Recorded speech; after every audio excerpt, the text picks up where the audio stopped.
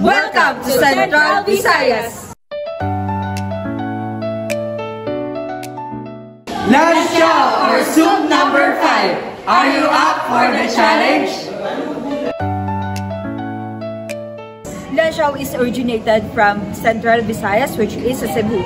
And yung main ingredients ng lansiao is ito yung part ng baka niya na tinatawag nating bat and balls. Bakit nga ba siya tinawag na soup number 5? The soup number 1 is the main, chicken, beef, seafood, and last, the bat and balls. Soup number 5. Alam nyo ba na ang lansiao ay pwedeng magdagdag ng pleasure o init sa katawan? According to Chinese reader, ang lansiao daw ay bad word in terms of Hokkien. Pero ginagamit pa rin siya ng Central Visayas as a dish name.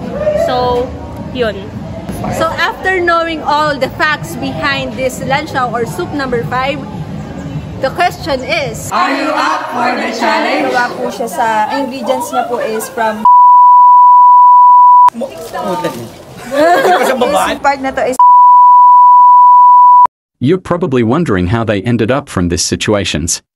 first namin pakuluan is inalis muna namin yung taba, yung maduduming part nito ng bat and balls. And after that, pinakuluan namin siya sa pressure cooker. And nilagay namin dito yung luya, laurel, paminta, bawang, at kung ano-ano pa. So, ang magiging sabaw nito is gagamitin namin siya as a beef broth para siya sa lansiao. And umabot siya ng 1 hour yung tagal na pagpapakulo para mas malambot, mas masarap yung lansiao natin.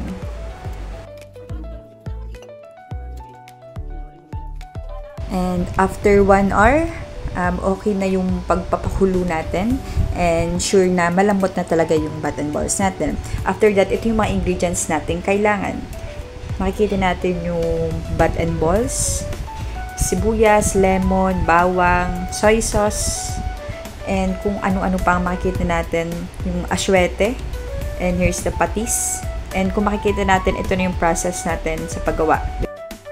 And in-slice namin yung bat and balls into bite side para mas madali siyang maluto. After that is yung aswete is pinakuluan namin siya sa mantika para humulay ito sa gagawin nating lansiao. After malagay yung aswete, ginisa natin yung sibuyas. Next, igisa yung sibuyas. Syempre, hindi mawawala dyan yung bawang natin. And yun, halu-haluin lang para mas masarap. And after the garlic, nilagay natin yung luya natin. After magisa natin yung tatlong yun, next is nilagay na namin yung pinaka-bat ng baka. Ito yung more on puro balat. After malagay is haluin lang natin ng mabuti para ma-coat yung balat ng baka.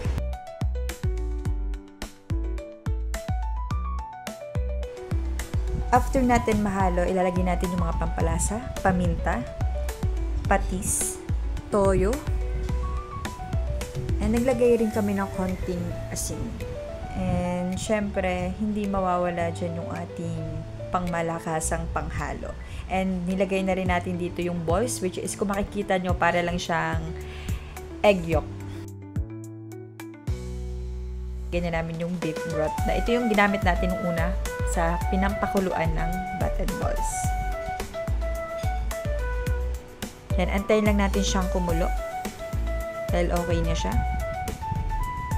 So, after kumulo, nilagyan namin siya ng cornstarch para mas maging mas malapot yung sabaw nito. Kahit katamtaman lang. And after that is nagpe-prepare naman kami for the plating of the lansiao. And yun nga, for the side dish namin, meron siyang chili garlic, calamansi, and the sile. So, ito yung pampabalance ng lasa ng lansiao natin. Depende sa titikim, depende sa kakain.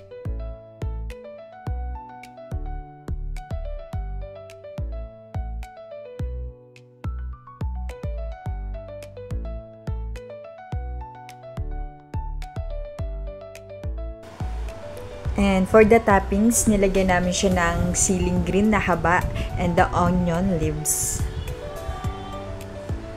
Para mas maganda naman yung presentation for our lansiao. And that's all. Here's our Lansiao. And let's go to our Tiki Man time. Lansiao or soup number 5, are you up for the challenge? Yes na yes! Lansiao or soup number 5, are you up for the challenge? Yes!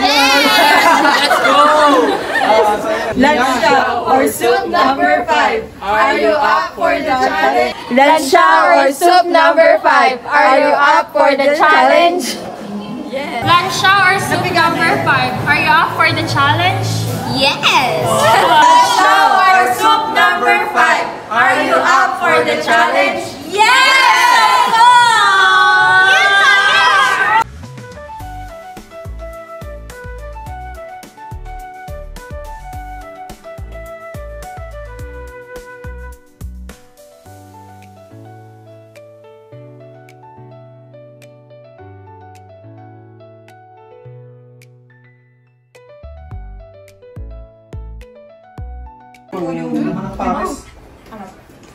Masarap daw. Oo na. Hindi masarap nga. Sarap. Lansiao po or soup number 5? I-reveal. Ay, ubos na po ba? I-reveal na. Ano po yung ingredients? Revelations po. Ano pong part ng baka? Laman loob ito. Oo, bit ko ba yun? Joke. Bongbong. Anong tumbo? Hindi familiar sa... So, yung ano po, ito na po, ililibot. Pero nasa harapan po kayo. Apo, so pero. So, yung Lansiao po is, yung main ingredients na po is yung bat and balls ng baka. Alam niyo po ba yung balls and balls? Hindi sila na. Magagamit ko ito mamaya, soup number 5 eh. So, ang ano daw po niyan, pag kumain daw po Ito ay yan aphrodisiac eh. nakaka-inhit daw. Pwede pa isa pa? Pero okay na po. Sige po. Baka magkakaanak na si Ate. Baka mamaya yung buntis na naman sa breakfast ah. Chili oil pa po gusto mo pa po. Sige po. Ito pong ano. So lang. Sarap pala ng bayan naman. Finish na nila. Kulang tayo kalaman sana pala din ang Ito yan. Ito po yan. Sarap! Hindi mo tinitikman. Ang sarap! Tingi pa. Bakit ka? Yung Lansiao po para is from Central Visayas, which is sa Cebu po siya. Kaya pala. Originate from Cebu. Laman. Pengin din. Laman daw, laman. Ito na po. Dagdagan niyo po. Bawa na lang ulit tayo. Sarap. Gawin natin. Meron ka na ba? Sila. Tingnan mo. Gawin natin. Parang Paris. Paris ba ito? Something like that. Yung Lansiao po pala is originated from Central Visayas, which is Cebu. May dessert yan. Hindi, masarap. Pag naubos mo na po Grabe nakakabusog naman ito. Kanina pa ako gutom. Perfect! Yung balat ng baka. Literal na ng baka, pero sa baba. May naalala daw si Mayra. Jessa, tingnan mo, iaano ko yun. Parang familiar. Ayun o, tingnan mo. Ang lapot niya ha. Uy, tingnan. Tingnan. Ni Jessa, diring sa buhay. Hotdog ba yan? Hotdog ba yan?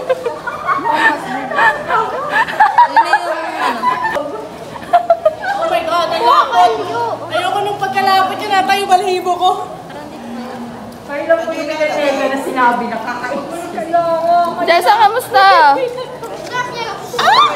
Kasi, Dapat ako yung video, masarap. ratings. Hoy, rate! Sean, rate! Hoy, 1 to 5. Hoy, Jessa mo. 8. Yes! Alaysa, rate! Up to 5 ba? Yes! Gawin natin 6. Yes! 5.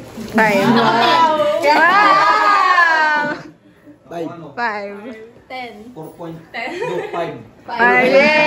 Thank you po! 5 na. 5.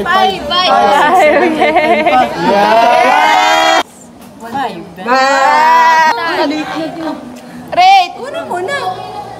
Magkano rate? Magkano? Nanghilo ako man. 6 out of 5. Yes! Thank you!